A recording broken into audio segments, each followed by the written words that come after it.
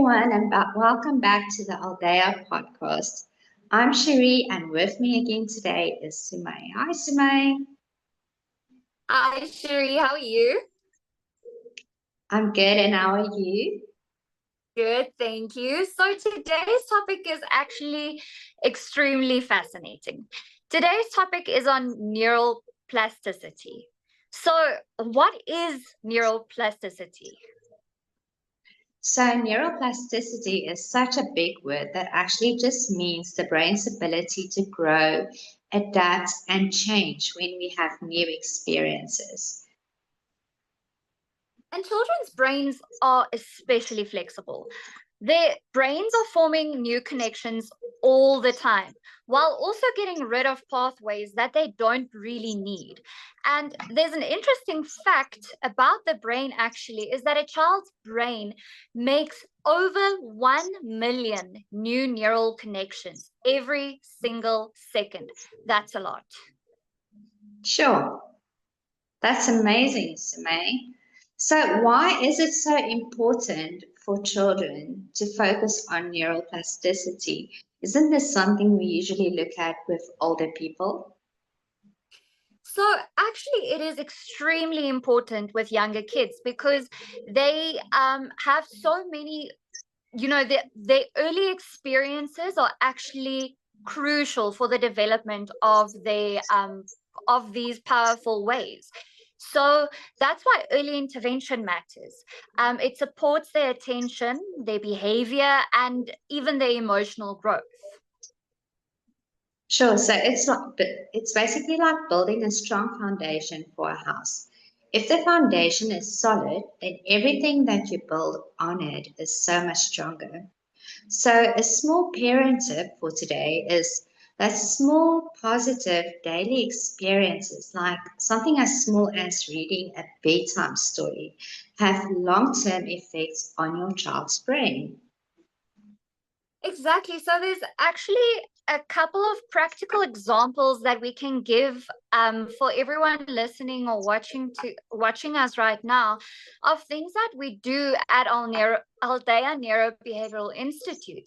And this is thing like we see this in action every day. Emotional regulation training that helps build pathways for that self-control that a child needs to practice.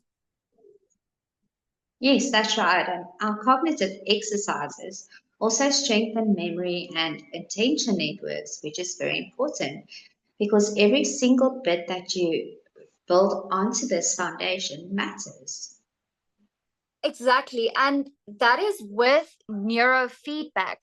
With our neurofeedback program, the kids learn to regulate their brain activity. So it's like giving them a remote control for their focus and for their resilience. They learn how to work with it and not that it's just something that's in their head that they don't actually have any control over. So Yes, it's absolutely. really like yeah, so it's really like we said earlier, like a remote control. And it's Mhm. interesting to know that neurofeedback has been shown to improve focus in children with ADHD by helping their brains practice new patterns. Sure. That's amazing, Simone. A lot of parents ask us, but what can we do at home? What is it that we as parents can do? Do you have some advice for us? Yes, so in in order for this to happen at home, we always love to involve parents in what are we doing in the sessions, what can you do at home to help these situations. So in order to bring this forth at home, encouraging things like problem solving or exploring, it wires the brain for creativity and resilience. So simple things around the house, I know sometimes I think if I have to be, when I'm a mom someday, I think I might be very cautious, very much. Don't do this, don't do that. Be careful here and be careful there. Of course, but allowing the children to explore and to solve some of the problems on their own is absolutely crucial for that development. Yes, absolutely. And we always say make your child part of the chores that is done at home, whether it is sorting through the cutlery after washing the dishes or sorting through clothes when you do the laundry, make them part of your chores at home so that it's not a big deal if you make them part of your life and you don't have to take some time out of your day to do it. But also to model emotional regulation. Kids watch us closely. They look at how we respond to things around us. So we as parents need to build that foundation by being the models we want our kids to be outside. I watch all of these videos where these kids show this bad behavior and parents are so proud because just look, he does exactly what I do, haha, very funny. But the truth is that will not be funny in a classroom situation or in a situation with friends or when they go and visit their friends with parties and so on. So it's very important to model positive emotional regulation at home. Exactly. And with that, also keeping a healthy routine. So looking at their sleep routines, do they get enough sleep?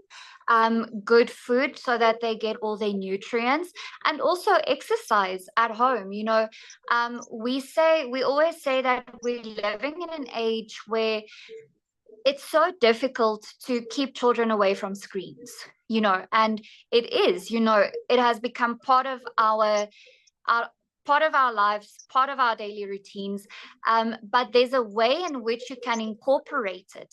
If your child is maybe watching some television, make it educational. We had a podcast not so long ago with regards to why screens can be harmful to your child's brain, and also how to incorporate it in the correct way.